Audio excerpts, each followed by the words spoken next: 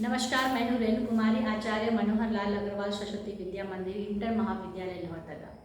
मैं पिछली वीडियो में फणीश्वर नाथ रेणु द्वारा रचित जो कहानी है संवद्या, उसकी चर्चा कर चुकी थी, शुरू कर चुकी थी। उसी को आगे हम लोग पढ़ाते हैं।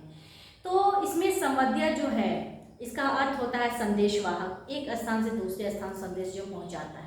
क्योंकि पहले उस समय ना तो टेलीफोन की सुविधा थी, ना तो डाकघर की सुविधा थी, कुछ की सुविधा नहीं थी, तो संदेश लोग पहुंचाते थे। कैसे? एक स्थान से दूसरे स्थान जाता था संदेशवाहक के द्वारा।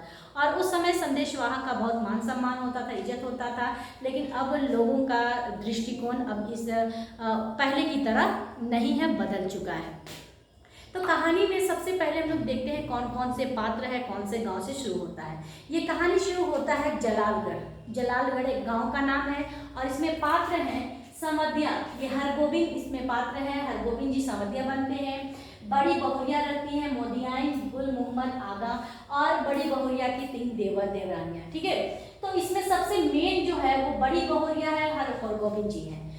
तो उस गांव में एक जमींदार लोग रहते हैं, एक बहुत बड़ी हवेली रहती है जिसमें 4 भाई रहते हैं। तो जैसे ही बड़े भाई की मृत्यु हो जाती है तो तीनों भाई आपस में खूब लड़ते हैं, झगड़ते हैं और सारे चीज़ों का बंटवारा कर लेते हैं। बड़ी बहू के हाथ में कुछ नहीं लगता क्योंकि इसकी पति नहीं थे।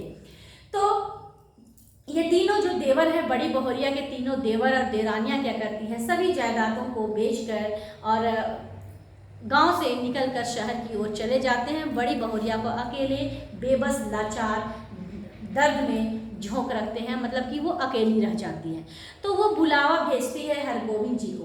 तो हरगोविंद जी जैसे ही वहाँ पर आते हैं हवेली पर, तो आने के बाद उनको ये पहले में डूब जाते हैं, पहले के स्थिति में डूब जाते हैं कि पहली क्या स्थिति थी बड़ी बहुरिया की और अब क्या स्थिति है। ठीक है, तो बड़ी बहुरिया बहुत सारा गहना जेवरात पहने हुई थी, लेकिन उसके देवरों ने जब बंटवारा किया तब उसके वस्त्रों के उनके जेवरों का चीरहरण करते हैं। जिस प्रकार से महाभारत में दुर्योधन के द्वारा द्रौपदी का चीरहरण होता है, उसी प्रकार से उनके देवर देवरानियों ने इनके वस्त्रों ने गहनों का, आभूषणों का चीरहरण कर लेते हैं। उसको तीनों भाई आपस में बंटवारा कर लेते हैं और शहर की ओर चले जाते हैं।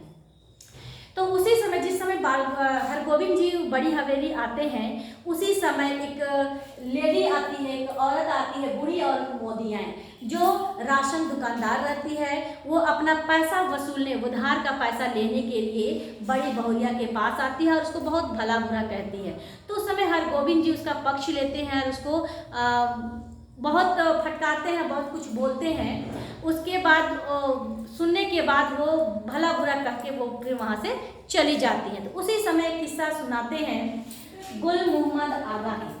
गुल मोहम्मद आगा कौन थे? गुल मोहम्मद आगा जो थे, दूसरे गांव से उस गांव में उधार कपड़े बेचने आते थे, दुकान लगाते थे उधार देने के लिए। उधार देने समय तो बहुत मीठा मीठा बोलते थे, लेकिन जो लोग उधार ले जाते थे उसके बाद जब वो वहाँ तगादा में आता था, वसूलने के लिए आता था, तो दुगना वसूल कर वो जाता था। तो उसको गाँव वालों ने मिलकर उसको बहुत मारा पीटा, तो वो वहाँ से भाग गया। तो बची वहाँ पर उस गाँव में मोदियाँ हैं, इसलिए उसको उससे जोड़ा करते हैं यहाँ पर हरगोविंद जी। अब इतना तो खत्म हो जाता है। दूसरा होता है, दूसरा दृश्य इसमें यह आता है कि जब हरगोविंद जी को तो संदेश पहुंचाने के लिए बुलाया जाता है बड़ी बहुरिया के द्वारा, तो बड़ी बहुरिया उनको कहते हैं कि माँ को संदेश देना है। तो ये कहते हैं कौन सा संदेश, कैसा संदेश, कहाँ जाना है, क्या करना है। तो वो बताती है कि मेरी माँ को आप ये कहिएगा कि आपकी बेटी अगर आप लेने नहीं आए अपनी बेटी को, मेरी माँ अगर मुझे लेने नहीं आएगी तो मैं अपने गले में घड़ा टांग कर किसी नदी में या तालाब में डूब मरूंगी। यानी कि वो आत्महत्या कर लेगी। अगर उसकी माँ उसको लेने के लिए नहीं आती है तो वो आत्महत्या कर लेगी। और वो आगे ये भी कहती है कि मैं भाई भाभीयों की नौकरानी वाला काम करके मैं अपना पेट पाल लूँगी, बच्चे का जूठन खाकर मैं कोने में पड़ी रहूँगी, लेकिन मैं अब यहाँ किसी भी हालत में नहीं रहूँगी। कितना सहूँगी। भथुआ साग खा गया। भथुआ साग का भी जिक्र हुआ है क्योंकि गाँव देहात में बहुत ये साग मिलता है।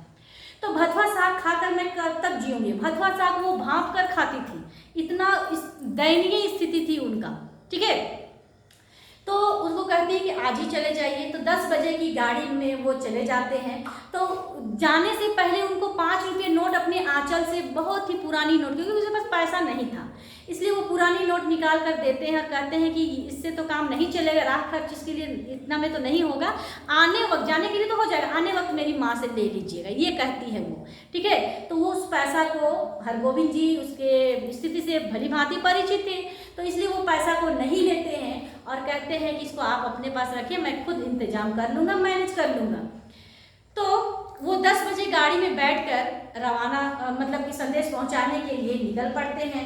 लेकिन जैसे ही गाड़ी पर बैठते हैं उनको एकदम इतना रोते हुए वो संदेश को बोलती है, इतना रोते हुए सिसकते हुए कहती है अपनी माँ को संदेश देने के लिए हरगोविंद जी को कहती है कि उनका रोना और सिसकना से वो भी रो जाते हैं, वो भी उनकी आंखों में भी पानी आ जाता है। रोते रोते सारा संदेश कहती है कि मैं नौकरानियों की तरह मायके में पड़ी रहूंगी, बच्चों का जूठन खाकर मैं वहाँ कोने में पड़ी रहूंगी और नहीं आएगी माँ तो मैं डूब मरूंगी। ऐसा वो बहुत ही रोते हुए बिलखते हुए वो ऐसा कहती है। तो उस बात को गाड़ी में जैसे ही वो बैठते हैं ट्रेन में, वैसे ही सब कुछ उनको याद आने लगता है, उनके रोंगटे खड़े हो जाते हैं। तो यात्री वहाँ उस गाड़ी में जिस गाड़ी में बैठे थे वहाँ पर एक यात्री था और उसके साथ में जो बैठा था उस यात्री से पूछते हैं कि ये डाकघर पर रुकेगा क्या, ये डाक गाड़ी जो है ये बेदीहर में रुकेगा क्या? तो वो कहते हैं कि सभी गाड़ी यहाँ पर रुकती है, अकड़ के वो कहता है। इसलिए हरगोविंद जी सोचते हैं कि इससे जमेगा नहीं क्योंकि वो अकड़ रहा है, इससे बात बनेगी नहीं। ठीक है, उसके बाद आगे क्या होता है वो वहाँ पर उतरते हैं। उसके बाद कटिहार जंक्शन पहुँचते हैं आगे की गाड़ी पकड़ने के लिए। तो कटिहार जंक्शन का यहाँ पर हरगोविंद जी ने थोड़ा सा वर्णन किया है। जब उससे पहले कटिहार जंक्शन गए तो उस समय का स्थिति बहुत अलग था, अब की स्थिति से उस समय बहुत अलग था। उस समय कटिहार जंक्शन में पहुँचने के लिए पहुँचते थे तो वहाँ पर कहाँ जाना है, कैसे जाना है, कौन सी गाड़ी पकड़नी, कौन सा प्लेटफॉर्म में जाना है, इन सब के बारे में कोई नहीं जानता था। और इस सब पूछने के चक्कर में गाड़ी भी मिस हो जाती थी, मतलब कि गाड़ी छूट जाती थी। लेकिन अब कटिहार जंक्शन में ऐसा नहीं है क्योंकि अनाउंस तो आप बड़े बड़े जंक्शन में जाओगे तो वहाँ अनाउंसमेंट पहले से ही होती है कि फलाना गाड़ी इस प्लेटफॉर्म नंबर 1 पर आ रही है, 2 पर आ रही है, 3 पर आ रही है, ऐसा होता है। तो उसी तरह से वहाँ भी भोपू से आवाज़ निकल रहा था, अनाउंस हो रहा था। तो लेखक सुन के समझ जाते हैं, उनको जहाँ जाना था उनके मायके वहाँ पर उस प्लेटफॉर्म में चले जाते हैं और वहाँ पर बैठ जाते हैं। तो गाड़ी पर बैठने पर पुनः उनको फिर से बड़ी बहुरिया की बात याद आने लगती है और सोचते हैं कि मैं जाऊँगा तो किस मुँह से कहूँगा, कैसे कहूँगा, मैं क्या बोलूँगा, ऐसा वो सोचते हैं। ठीक है, और वो नहीं जाना चाहते हैं उस गाँव, ना चाहते हुए भी उनको उस गाँव जाना ही पड़ता है। तो जैसे ही वो गांव वहाँ पर पहुँचते हैं, ठीक है, सॉरी गाड़ी में जैसे ही बैठते हैं, गाड़ी में बैठते हैं कटिहार जंक्शन में, तो उनको ये याद आता है कि बड़ी बहुरिया ने क्या कहा है। लेकिन साथ ही साथ उनको ये भी याद आता है कि उनके देवर देवरानियाँ कितने बेदर्द हैं। वो लोग क्या कहते थे, उनके देवर देवरानियाँ अगहन के महीना में आते थे और जो धान की खेती कट जाती है तब वो लोग आते थे अपने बाल बच्चे सबको लेकर और 15-20 दिन रहते थे और 2 मन के हिसाब से तीनों भाई चावल और चूड़ा वो वहाँ से ले जाते थे और सारा उधार जो है बड़ी बहुरिया के मध्य रहता था। उसके बाद वो लोग जाते, उसके बाद फिर आम के सीजन में आते थे, आम के सीजन में आते कच्चे पके जो भी आम रहता उसको बोरियों में भरते और फिर गायब हो जाते। उसके बाद फिर वापस वो लौट कर नहीं आते। तो वो लोग गांव सिर्फ आते थे तो खाने के लिए, कुछ सामान को वहां से ले जाने के लिए। बड़ी बहुरिया की स्थिति पर उन लोगों को कोई तरस नहीं था, कोई मतलब ही नहीं था कि कैसे जी रही है, कैसे खा रही है, क्या करे, उल्टा और उन पर कर्ज चढ़ाकर वो लोग चले जाते, इसलिए उनको बेदर्द कहा है। तो कटिहार जंक्शन से वो जैसे ही उस गांव की ओर आगे बढ़ते हैं तो उस गांव में जैसे ही आगे जाते हैं तो उतरते हैं वहाँ पर, तो वहाँ के लोग उनको देखकर पहचान लेते हैं क्योंकि वो तो पहले से ही हम लोग को पता है कि वो समधिया है, संदेशवाहक है। तो इससे पहले भी उस गांव में वो जा चुका है संदेश लेकर, किसी माँ के, किसी बेटी की, किसी बहू की। तो लोग पहचान लिए और सबको सलाम कर रहे हैं, हालचाल पूछ रहे हैं। तो ये भी हालचाल अच्छा बता रहा है, सलाम कर रहा है। तो उस समय उस गाँव में उसका बड़ा भाई भी रहता है। उसका बड़ा भाई उसको तो नहीं पहचानता है, लेकिन संदेशवाहक हरगोविंद जी उसको अपना परिचय देते हैं।